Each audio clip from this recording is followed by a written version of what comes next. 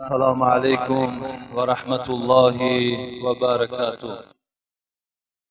اولا همه شما برادرای پدرهای مهربان و این روزی بندگی خدا، روزی خیلی پر اجر و پر ثواب، تبریک و تهنیت میگویم و یک جایه با همراهی شما دعا میکنیم که پروردگارا امروز را چگونه روزی خیلی پر اجر و پر ثواب است برای ما. خدای مهربان این روز را روز مبارک بگردان و خدایا تمام آن اجرها و ثوابهایی که در این روز هست برای این بندگان خدایا نصیب روزی بگردان و خدایا گذشتگان این قوم جمع ما را رحمت و مغفرت بگردان.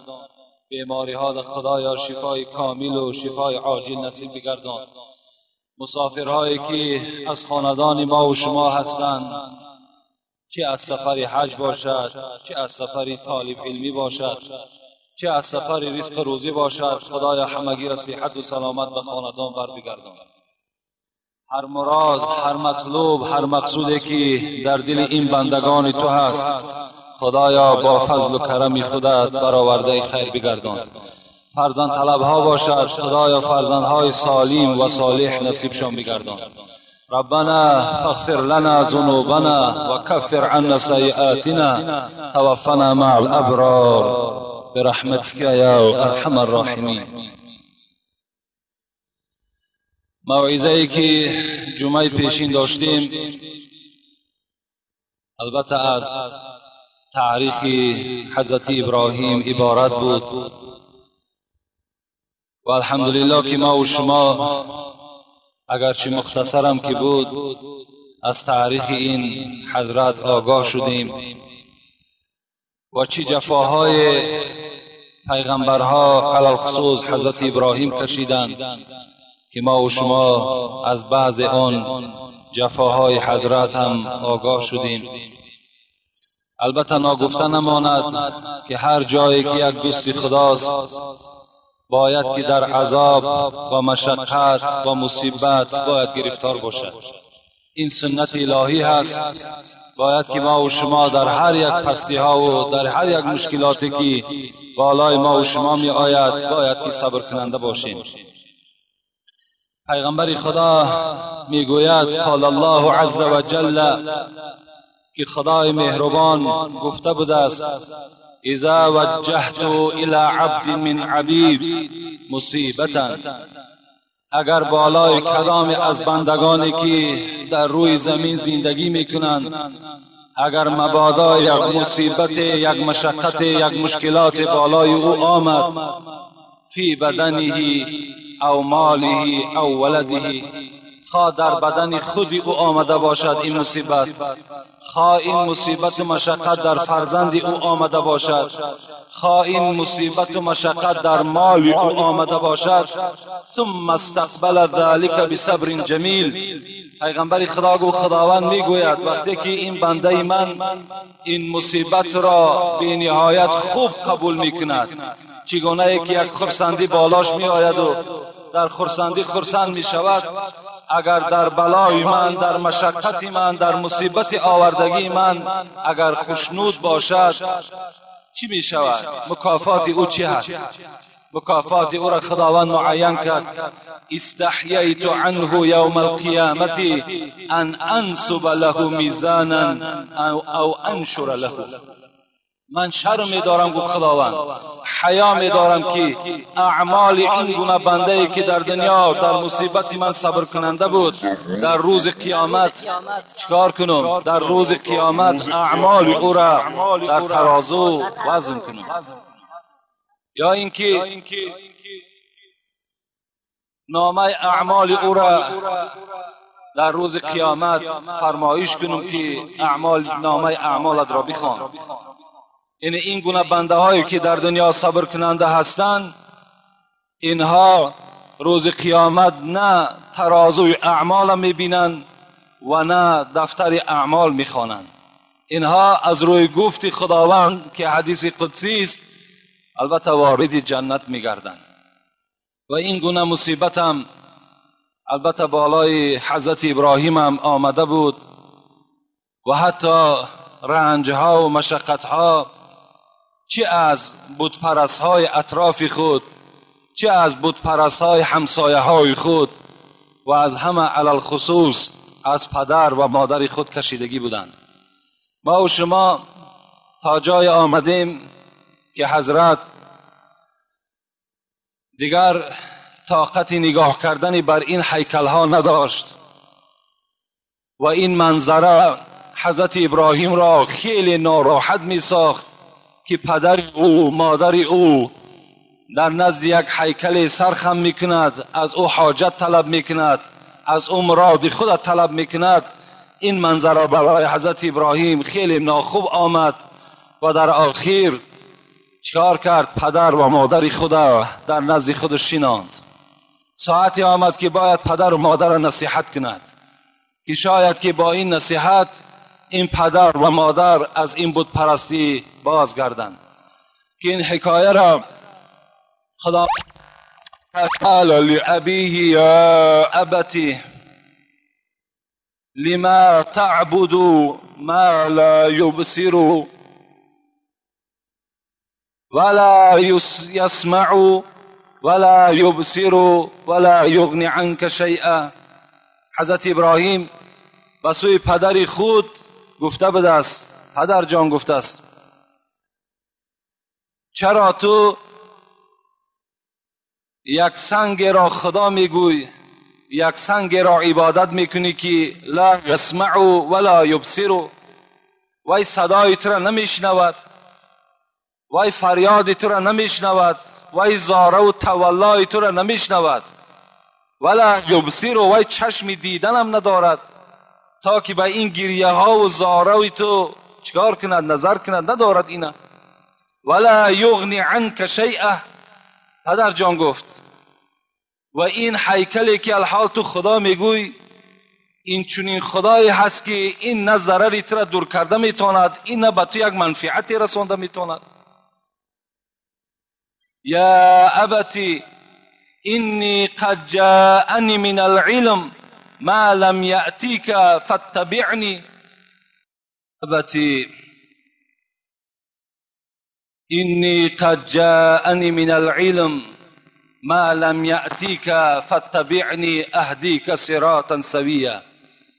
حضرت باز مراجعت کردن، گفتن پدر جان، گفتن به تحقیق من پیغمبر هستم، مرا خداوند به پیغمبری برگزید،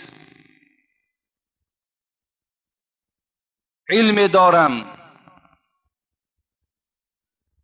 چنان علم دارم که تو پدر من همان علم را نداری، چنان فهمیشه که برای من خداوند داده است برای تو نداده است. اهدیک صراطا سویا. از تو التماس دارم پدر جان پیروی من شو، اگر پیروی من بشوی تو آخرت چیکار میکنی؟ نجات میابی. یا ابتی لا تعبد الشیطان ان الشیطان کان للرحمن عصیا. خدا میگوید. باز چی گفت ابراهیم؟ گفت پدر جان، گفت تو شیطان را عبادت نکن. این هیکلی که الحال تو راست کردی او را به حیث خدا تو عبادت میکنی، این شیطان است و شیطان در نزد خداوند گناهگار است، تو این را عبادت نکن. لا تعبد الشیطان ان الشیطان کان للرحمن عصیا. یا ابتی، باز گفتن پدر جان، گفتن اینی اخاف ان یمسک عذاب من الرحمن فتکون للشیطان ولیا. پدر جان گفتن من می ترسم، بسیار ترسننده هستم که اگر تو از همین عبادتی که الحال هیکل ها را پرستش میکنی اگر دست نکشی، تو در عذاب خدا گرفتار میگردی و تو روز قیامت همراه شیطان هستی. این نصیحت های خیلی قیمت حضرت ابراهیم برای پدری خودش کرد. لیکن پدری که نصیحتی نیک وقتی گوش نمی کند، وقتی نصیحتی خوب برای او خوب نمی آید، وای در جواب چی گفتن؟ قال اراغب انت عن آلهتی یا ابراهیم.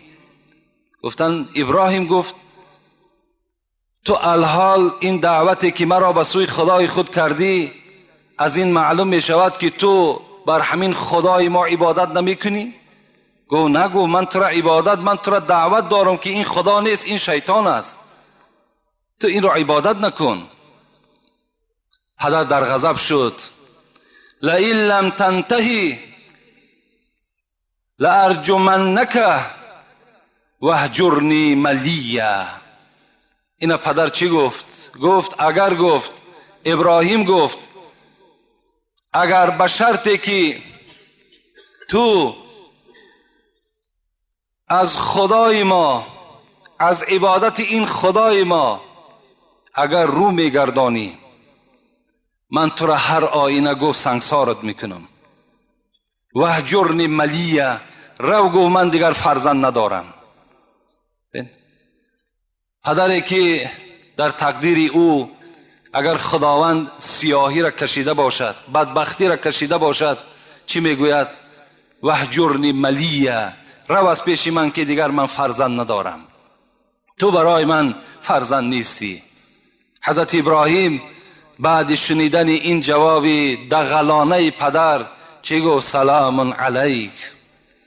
حضرت یگان غضبناک نشدن، یگان استراب ده هم نه آمدن، بلکه گفتن سلام علیک ساستغفر ربک انه کان بی حفیه. پدر جان گفتن اگر چنده که جواب تو خیلی جواب نامعقول بود برای من، اگرچه دل من برای تو خیلی می سوزد، زیرا که این راهی که تو اختیار کردی راه دوزخی هاست، لکن تا وقتی که من جان در بدن دارم از خدای خود طلب مغفرت در حق تو میکنم که خدا تو را هدایت بکند. این حضرت ابراهیم به سوی پدری خود گفت من میروم، گفت من خانه شما را ترک میسازم، برای من این گونه پدر و مادر مشرک لازمم نیست، من میروم، لیکن تا روز رفتن چیکار میکنم؟ من از خدای خود در حق تو طلب مغفرت میکنم.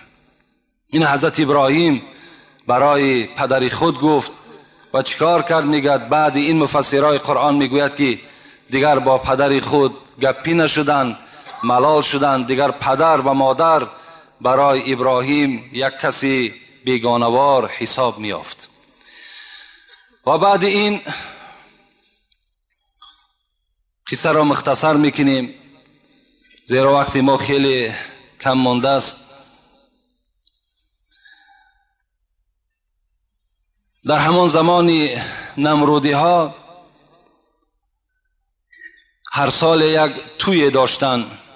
صاحب تاریخ میگوید هر سال یک توی میکردن برای خاطر همون بت‌هایی که در بتخانه داشتن، قید میگرفتن و ترتیب توی آنها این بود که طعامهای زیاد میپختن، طعامهای زیاد میپختن، رنگابرنگ میپختن و نزد همون بتخانه خود میبردن و در بتخانه نزد هیکل ها میگذاشتن، سحر میگذاشتن تا بیگاه در یک میدان کلان رفته این توی خود میگذرانیدن با امیدی که این طعام ها در پیش خداهای اونها تبرک می شود، بیگاه آنها را آمده در خانه می خوردن.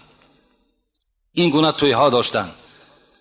چگونه ای که توی ما و شما هم که در یک سالی نه و در هر خانه مسلمان شرم ناکده قید می گیرن، مثل همون بود پرستا هم چکار کردن؟ این گونه توی داشتن. من راستی بار از یک جواب برادری که در همین قوم است نخواستم راستی بار جواب بر او بگردانم، لکن هیچ دیگر دلمانم قرار نگرفت. ما یک جمعه پیش سوال جواب داشتیم و از ما کدام برادری سوال کرد در مسئله سال نو، قید گرفتن سال نو. ما با حکومت دارا و با مکتب ها کاری نداریم، زیرا آنها امروز مجبور هستند که این سال نو قید کنن، لیکن در خاندان مسلمان کی مجبور میکند که مثال سال نو قید کند؟ من اینقدر جواب گفتم که سال نو از مسلمان ها نیست، سال نو از مردم مسلمان نیست، این سال میلادی حضرت عیسی است، این از ما نیست. مسلمان های ما و شما دو عید دارن، عید قربان، عید رمضان. عید نوروز هم باز از عید سال نو دیده بدتر است، اونم از ما نیست. اینا کتاب میگوید، اینا فتوای مفتیات در دست من 2 ورق است. لیکن اون برادر از ما خیلی ملال شده است، حتی در همون خطش یک دشنام های قبیح هم نویساندن و دعای بدم کردن. میلش، اگر ما ارزنده باشیم، اگر همون دعای بدی تو اگر نزد خداوند خوش بیاید، میلش ما هم قبول. لیکن من به شما همین قدر میگم که حضرت مولوی جنون میگوید به زینهاری به صد زینهار، زینهار زبان از رنجش مردان نگه دار. همان قوم برافت مبتلا شد، ز آزار دلی مرد خدا شد. که 100 بار این جهان از آه دل سوخت، ولیکن به ادب عبرت نآموخت. شناس ای کور دل آتش نفس را، بکن اندیشه روزی پیش و پس را. سگ از اخلاص آمد جنس آدم، ز بی اخلاصی آدم شد ز سگ کم. المسلم اخو المسلم، پیغمبر خدا گفته است مسلمان برادر مسلمان.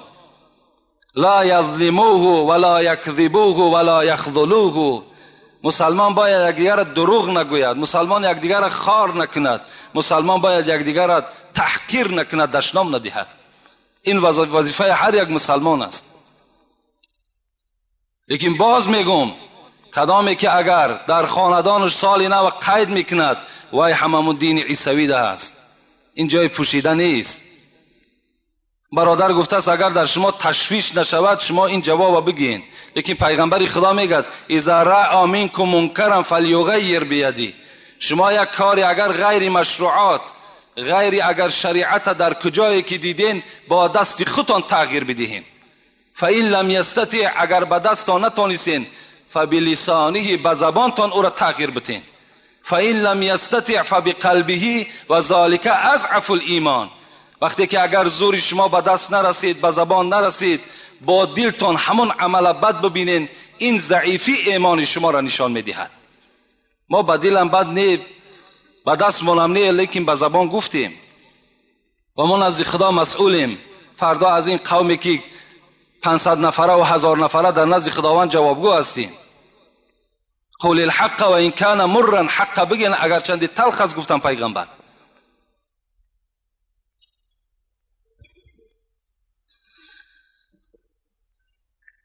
محبان خورده ست سنگ ملامت، تو کی میمانی ای سالک سلامت. به ذکر حق کسی که کرد آهنگ، ز هر سو نوکری شیطان زند سنگ.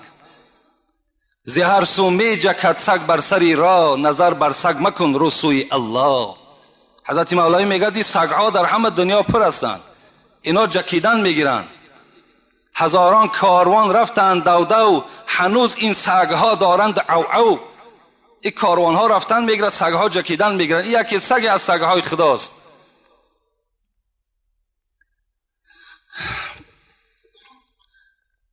همان توی قید کردن. حضرت ابراهیم پدرش مجبور کرد که ابراهیم همراه من در همون توی اشتراک میکنی. این توی همون بود پرستا بود. حضرت ابراهیم میگوید لباس های همون تویانه را پوشیدن و با همراهی پدر تا راستی همون بتخانه‌ای که داشتن، همون بت پرستا رسید و به سوی آسمان نگاه کرد. فنظر نظرة فی النجوم، خدا در قرآن میگوید فقال اینی سقیم.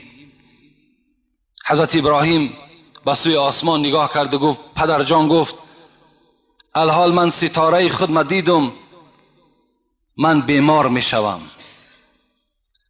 اون زمان همان بت پرستای نمرودی ها به ستاره ها هم ایمان داشتن، به افتا هم ایمان داشتن، به مهتا هم، همه اینها ده ایمان آوردگی بودن، همونها را خدا میگفتن. حضرت ابراهیم نه به نیت خدا بودن و بلکه از این یک حاصل یک موضوع باید که حاصل می شد. حضرت ابراهیم مقصدش این بود که وی را نزد بتخانه بگذارند و ترکش بسازند و حضرت ابراهیم به آن بتخانه درآید و چی معامله بر آنها بتها کند. این نقشه را در دل داشت. وقتی که این حضرت ابراهیم گفت که من بیمار می شوم، پدرجان گفت فتولوا عنه مدبرین. خدا میگوید ابراهیم میگه در زمین خودش را میشکید و میگفت که من کسل وبا شدم. مردم اون زمان از وبا بسیار میترسیدن که کسل گذرنده بود و پدرش و همه قومش میگه ابراهیم ترک کردن، گفتن بگذاریدش، این کسل وبا شده است، البته عاقبت هلاک میشوند. و خود میگه به همون میدانچه کلانی که در همون شهر بابل بود، عراق امروزه، رهسپار شدند. وقتی اونها رفتن که در سوره صافات هم خداوند برای ما و شما میگوید و تالله لاکیدن اصنامکم. حضرت ابراهیم آهسته آهسته میگه زمزم میکرد الحال مرا در این نزد بتخانه ترک بکنید، به خدا قسم میدانم که این بتخانه را چگونه با چه عمل در داخل او عملی را انجام دهم. شما روید، قسم به خدا میدانم این بتهای شما را ریزه ریزه میکنم. همگی رفتن، در دیه کسی نماند. حضرت ابراهیم وارد خانه شدند. همان بتخانه ای که دو طرف سنگ های میده میده از صورت های عبارت بود و در بر بالا همون رئیس کلانش صورت نمرود زدگی، دروازه را کشادند.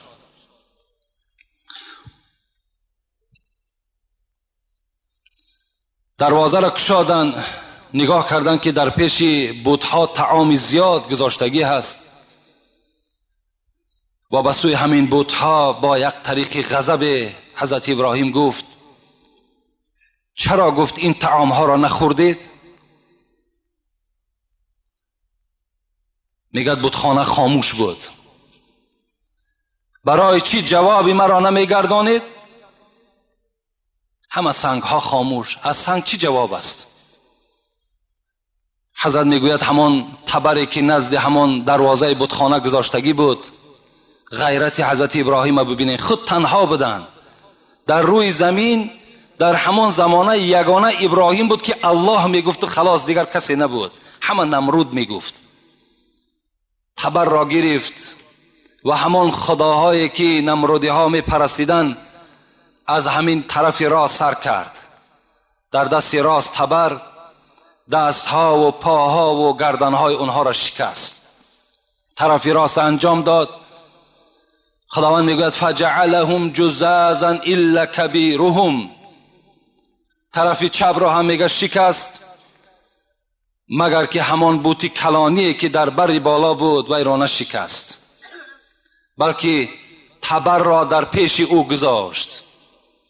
در گردن همان بوتی کلانی تبر را میگه خداوند گذاشت که قصه ای را ذکر میکنه در قرآن لعلهم الیه یرجعون.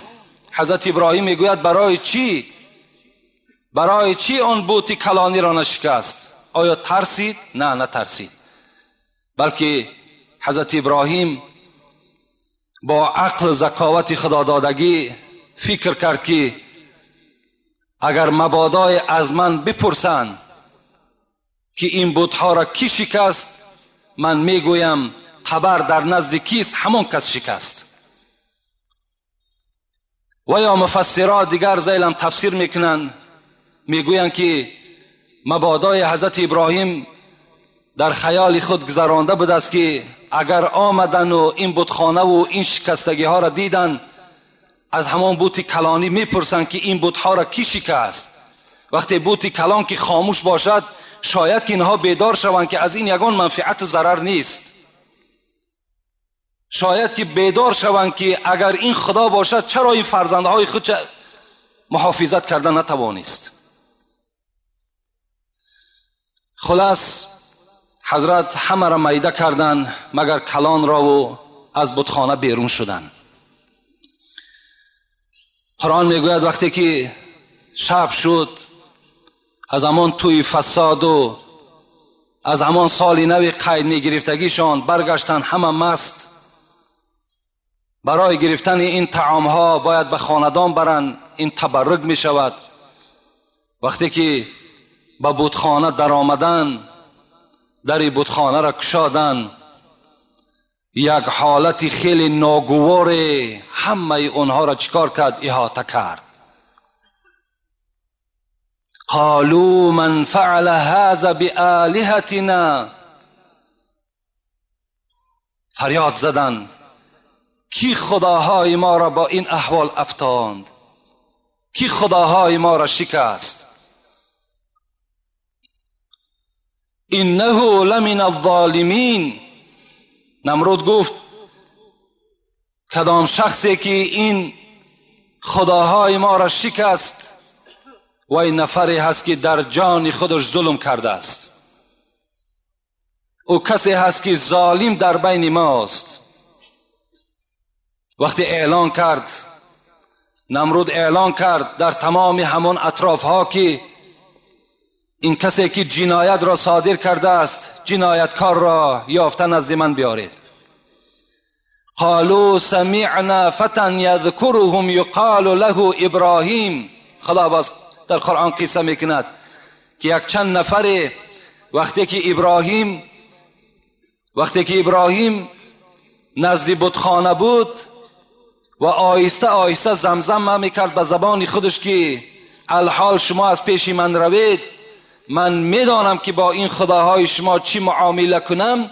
این سخن او را یک دو نفر از نمرودی ها شنیده بودند و نزد نمرود خبر کشیدن سمعنا فتى یذکرهم، ما نزد بتخانه یک جوان را دیدیم. همان سالها حضرت ابراهیم 16 ساله بودن. میگد ما یک جوان را دیدیم که با زبان خود میگفت که ما میدانم بعد از شما که با خدای شما چی معامله کنیم. یقال له ابراهیم، و این نامش ابراهیم است. وقتی نمرود این سخن را شنید چی گفت؟ قالوا فأتوا به على اعیون الناس لعلهم یشهدون. گفت مادامی که همان جوان باشد، جوان را گفت به نزد مردم بیارید، به نزد مردم بیارید، مردم را همه جمع کنید. شاید که همین مردم، مفسرها تفسیر کردن که شاید که همین مردم شاهدی دهند که همین عمل را ابراهیم انجام داده است، یا اینکه مفسرها میگویند که شاید که ابراهیم خود در بین مردم گوید که همین عمل را من انجام دادم، بعد نمرود چیکار کند؟ حکم حضرت ابراهیم را صادر کند. در حال وقتی که فرمان نمرود که شد، تمام میگد نوکراش بیرون جستند و به خانه حضرت ابراهیم آمدند. حضرت ابراهیم را پیشاپیش کردند، دستگیر کردند، دستهای را بستند و به درگاه قصر نمرود حاضر کردند. وقتی نمرود حضرت ابراهیم را دید، از او سوال کرد قالوا اانت فعلت هذا بآلهتنا یا ابراهیم. ابراهیم گفت آیا این عمل خیلی ناجایز و درشت و دلخراش برای ما تو انجام دادی؟ این خداهای ما را گفت تو شکستی؟ حضرت ابراهیم چی گفتن؟ گفتن قال بل فعله کبیرهم هذا فاسألهم ان كانوا ينطقون. حضرت ابراهیم ناترسانه با یک سر بلند گفتن نه، گفتن من نکردم. مفسران میگویند حضرت ابراهیم در حال حیات خودش 3 بار لفظ دروغ را استفاده کرده است که این دروغ نیست. گفتن بلکه از این دروغ گفتگی های حضرت ابراهیم کارهای ثواب انجام یافتگی هست. مثل که در شکستن بت‌ها گفت من نشکستم. و دوم در بردن حضرت سارا رم وقتی که به سوی مصر می برد، در سوی مصر هم یک ظالم گرفتار شد و سارا که خیلی حسن زیبایی داشت و به او عاشق شد، از ابراهیم پرسید که آیا این کی هست، به تو چی می شود؟ گفت اگر بگویم که زنی من می شود، هر آینه این ظالم این را از دست من می گیرد. از این خاطر چی گفت؟ این گفت خواهر من می شود. حضرت ابراهیم اینجا هم چیکار کرد؟ لفظ دروغ را برای آینده کار ثواب استفاده کردن. و سوی نمرود هم گفت بل فعله کبیرهم، اینا گفت من نکردم، گفت بلکه گفت همان بوت کلانی کرده است. این عمل را همان بوت کلانی کرده است. اگر باور نمیکنید رفته از همان بوت کلانی پرسان کنید. اگر زبان داشته باشد برای شما گفت بیان میکند. وقتی این سخن را از زبان ابراهیم شنیدن، همه حیرت گذاشتن، در حیرت ماندن که این خداهای ما سخن نمیگویند. و هر کدامش میگه در همین بین یکدیگر را نگاه میکردند و گفتند که در بین 1 ساعت یا 2 ساعت تنفس. سوال حضرت ابراهیم همه ای را در حیرت گذاشت. آمدن با یکدیگر میگه، قرآن میگوید که با یکدیگر چیکار کردند؟ فرجعوا الى انفسهم فقالوا انکم انتم الظالمون. وقتی با یکدیگر آمدن صحبت کردن گفتند در حقیقتا حضرت ابراهیم راست میگوید. این خدایی که ما داریم وای سخن نمیگوید، وای نمیشنود. الحال این جنایتی که صادر شده است باید ما از او پرسیم. وقتی ما جواب نمیگوید این چگونه خدا هست؟ یعنی هر کدام اونها عقیده هاشان تغییر یافت. بعد چنده باز همون کفر میگد بالای اونها غلبه کرد و باز همون عقیده ویران اونها در وجود و در سر اونها پیدا شد و گفت ابراهیم گفت تو میدانی که خداهای ما سخن نمیگویند، باز چرا از ما پرسان میکنی که رفته از خدای خود بپرسید که این عمل را خدای کلانی کرده است؟ این شما میدانید. و نمرود به تمام همون اعضای حکومت خود میگد فرمان داد که اگر شما بخواهید که به خداهای خودمان یاردم کنیم حکم مرا گوش کنید. نمرود میگد حکم برآورد. چی حکم برآورد؟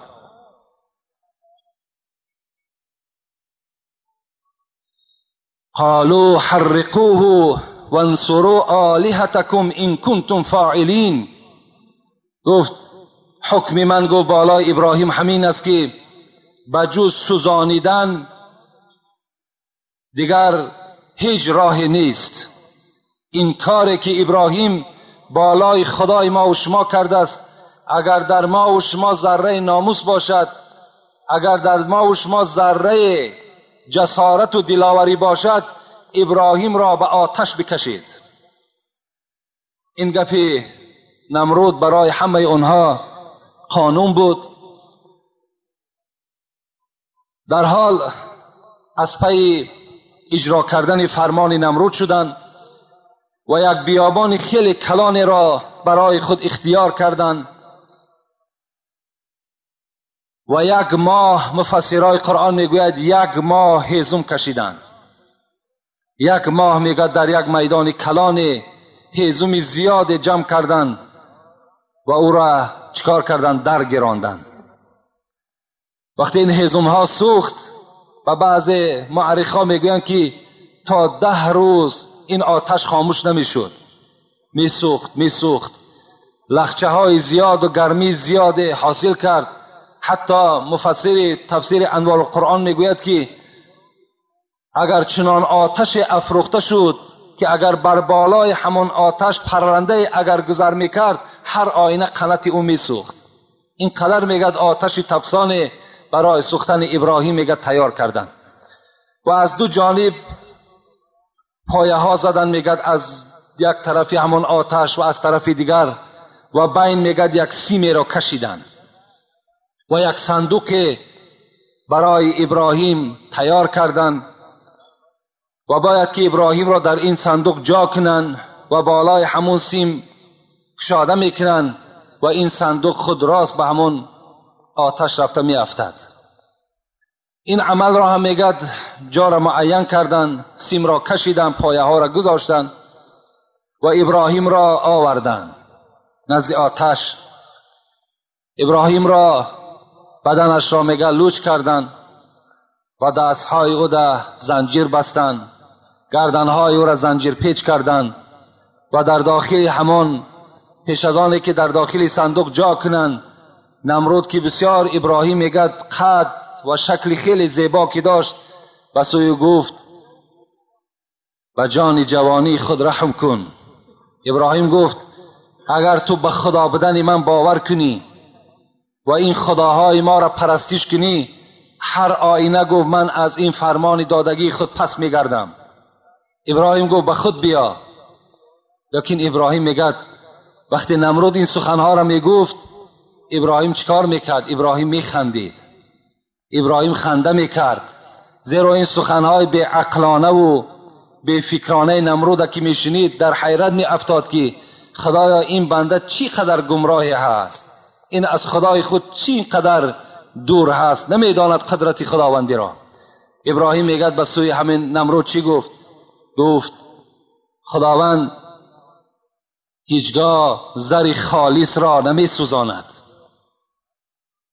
و حضرت ابراهیم میگه صداهای میشنید لا تخاف یا ابراهیم انک انت الاعلی. ابراهیم تو از این جمعیت نمرودی ها نترس که تو بالای این جمعیت غالب میایی. حضرت ابراهیم که یک پشتیبان خیلی مستحکم از بالای سر که داشت دیگر پروای این نمرودی ها نکرد و میگد بالای همون عرابه سوارش کردن و میگد سیم در حرکت در آوردن.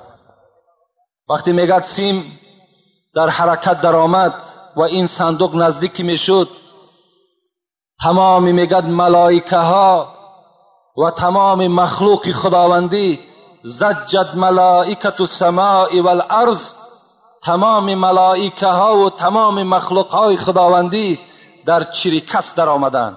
وقتی میبینن ابراهیم در داخل یک صندوق و به سوی آتش میرود، البته این حالت، این منظره برای ملائکه ها هم خیلی ناگزیر بود، خیلی ناخوب بود.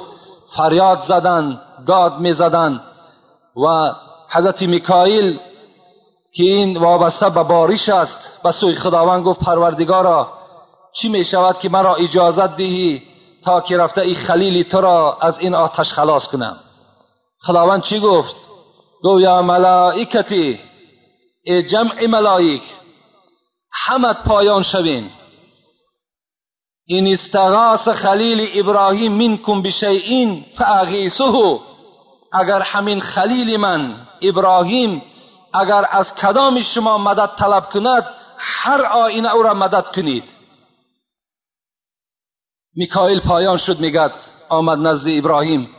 ابراهیم گفت الحال تو به سوی آتش نزدیک شده ایستاده ای، تمام باران در اختیار من است، چی فرمان میدهی؟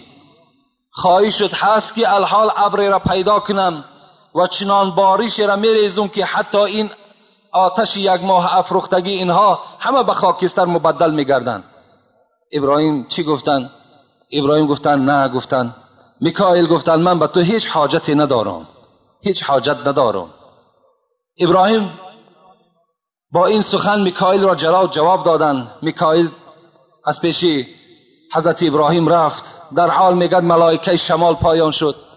ابراهیم رخصت میدهی که الحال شمالی را پیدا کنم به حکم خداوند که تمام این لخچه های علاو در خانه همین نمرودی ها داخل می شود و تو نجات می یابی. ابراهیم باشد چی می گفت؟ نه، می گفت من حاجت به شما ندارم، من از شما مددم طلب نمی کنم. وقتی میگه جبرائیل که این حالت می دید، حضرت جبرائیل که این ملائک مقرب بود چیکار کرد؟ گفت پروردگارا چی خوب می شود که مرا اجازت دهی شاید که خلیلی تو به من تکیه کند.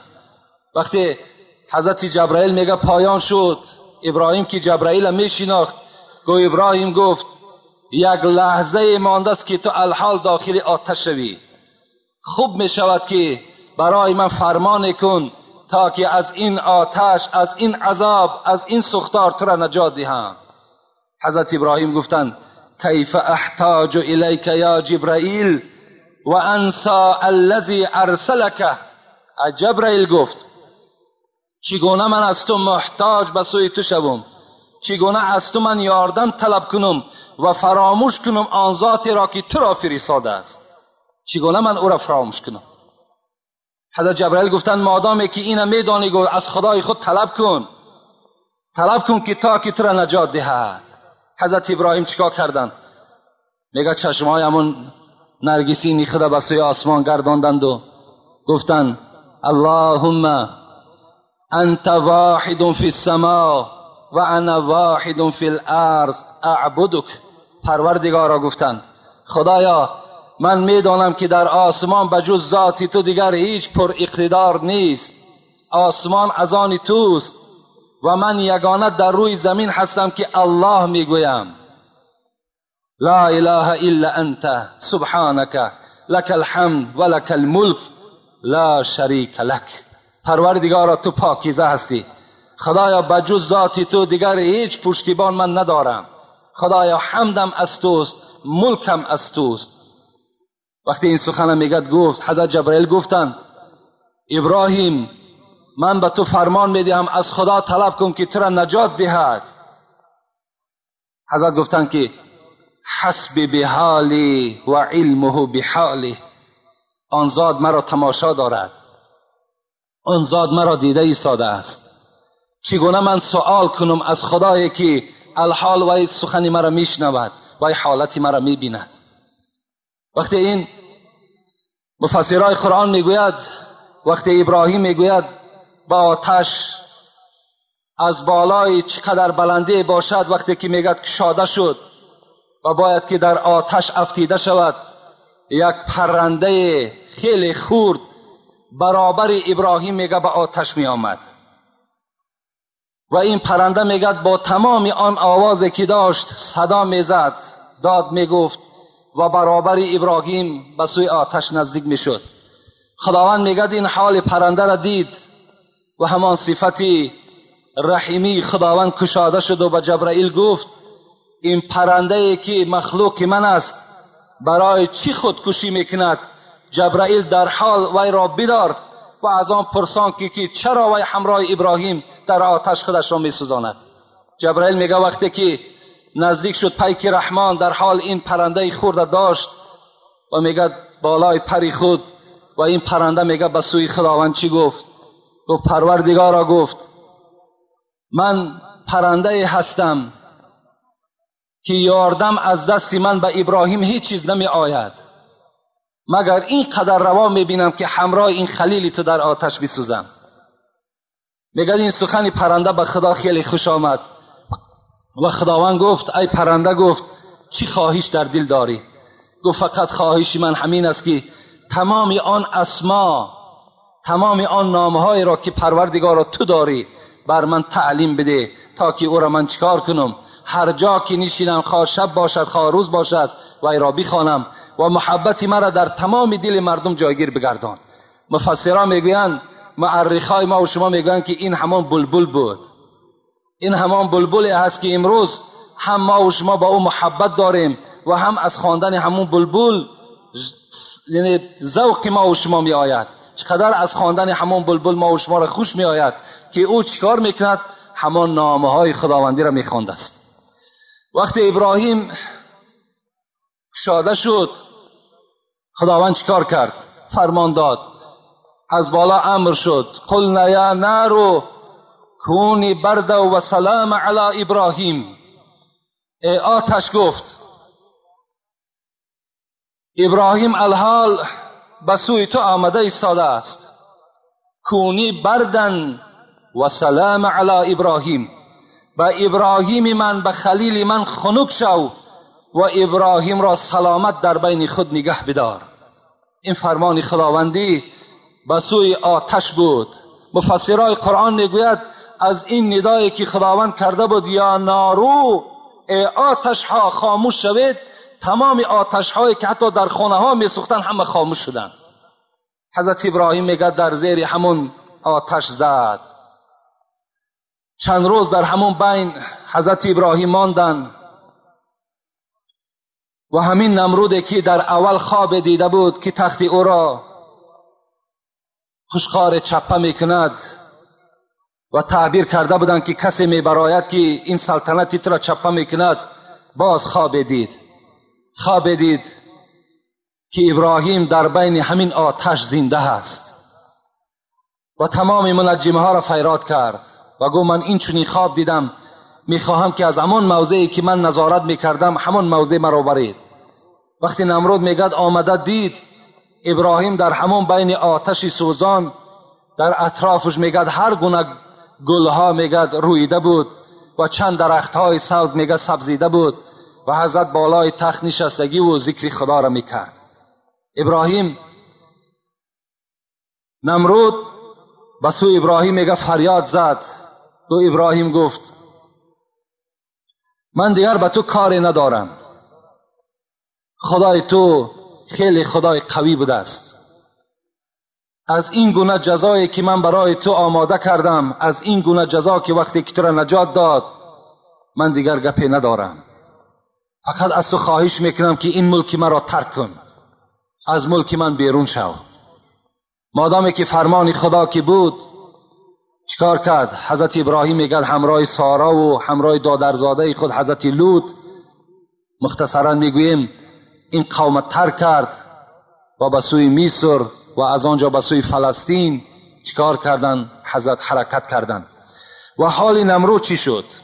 نمرود همون 400 سال پادشاهی که داشت، وقتی که همون سپری شد و هیچ ایمان بر خدا که نآورد، خداوند یک توده از پشه ها را سوی او خصمی که تیر انداختی، پشه کارش کفایت ساختی. صاحب 4 کتاب میگوید یک توده پشه ضعیف به سوی همین قوم نمرود چیکار کرد؟ روان کرد برای نابود کردن قوم نمرود.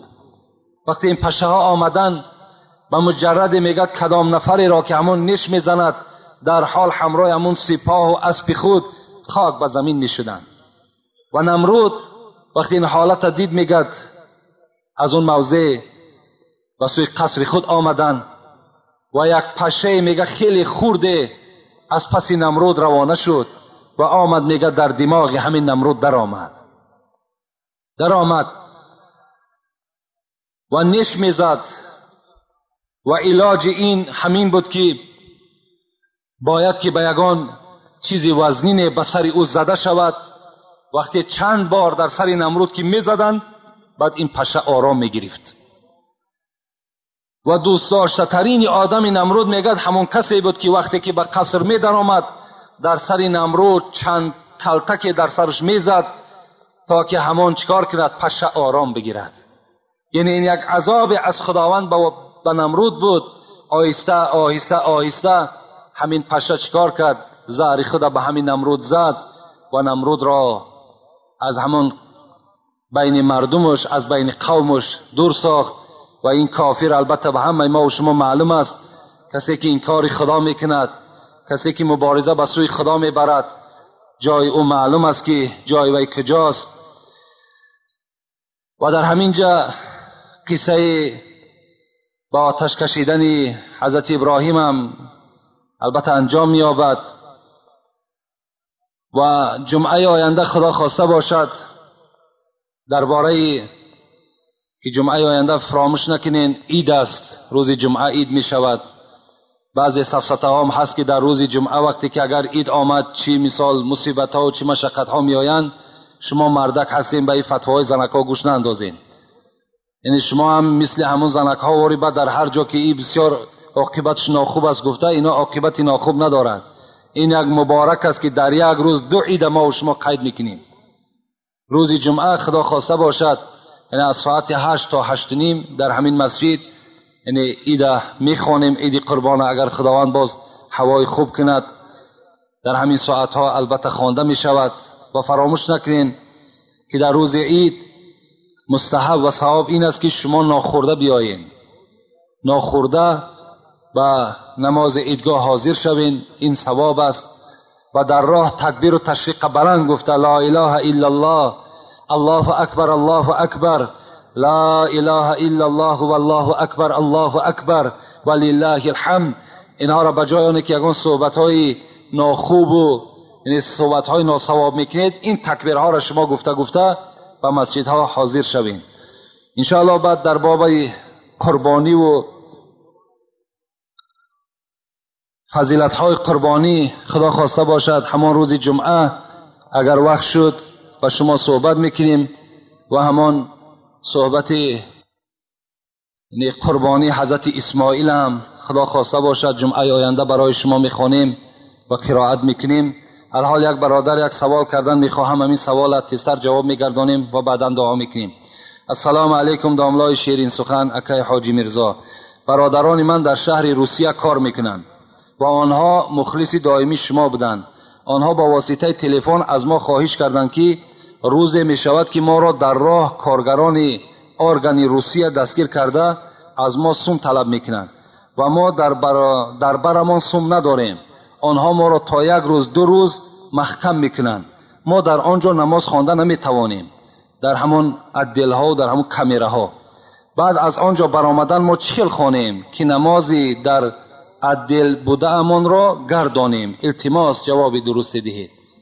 اولا خداوند این برادرها را در همون ملک ها نگه بدارد که در همون حالت های بین خیلی مشکلات و مشقت البته از نماز یاد میکنند و دل اونها میل اونها به سوی نماز است و با آنها برسانیم که در همون عدل هم در همون کمیرهایی که محکم میشوند، همون برادری که در همون خدشه شال ما را تأخیر کرده است در اولش بسیار همون لیلینا تعریف کرده است که وقتی من لیلینا تحقیر کردم و لیلینا یعنی گپی ناسزا گفتم، از تیریزه یک سنگ در همین پیشانی ما زد و فهمیدم که همین ارواح لیلین بوده است.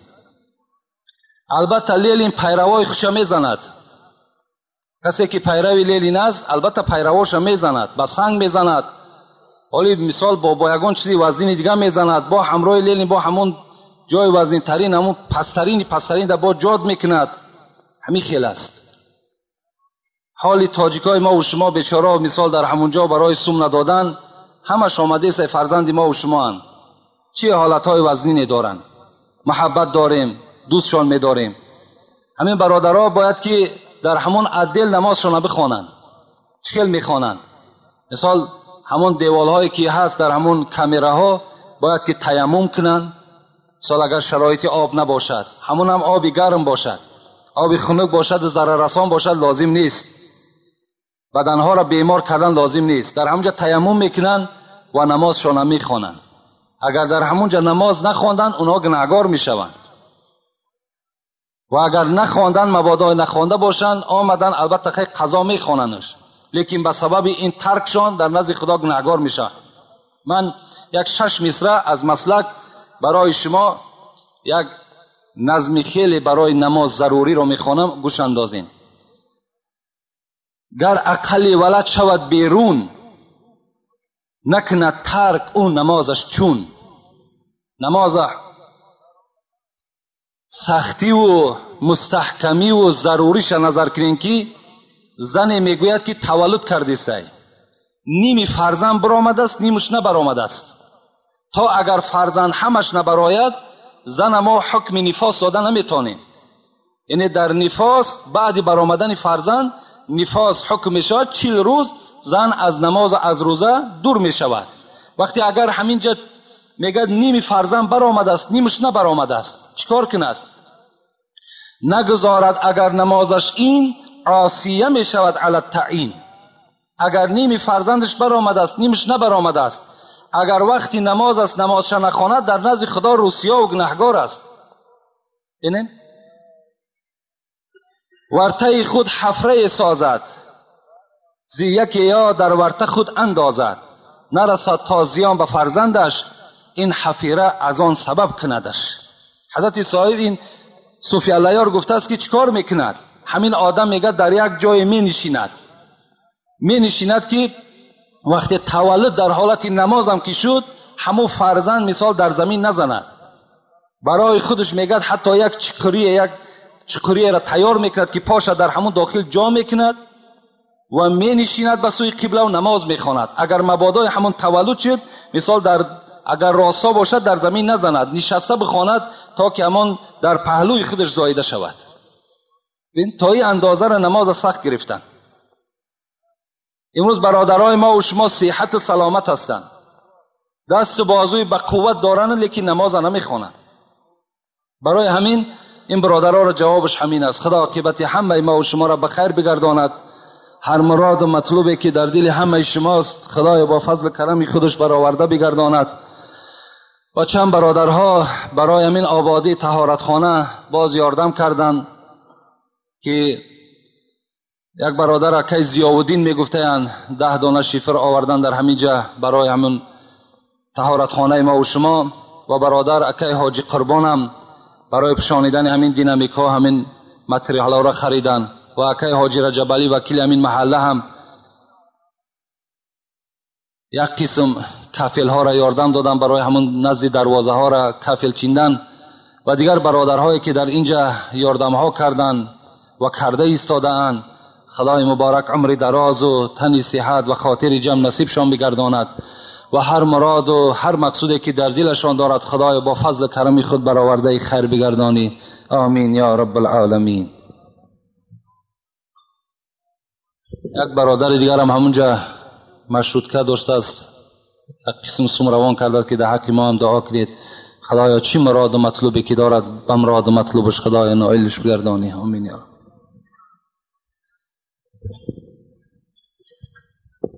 این خیر احسان هایی که الحال در نزد ما گذاشته هست و چی مرادی که باشد خدای خیر احسان ها را به درگاهش قبول و خدای عمر دراز و تن صحت و از کل آفت های زمینی آسمانی نجاتش دهد. آمین یا رب العالمین.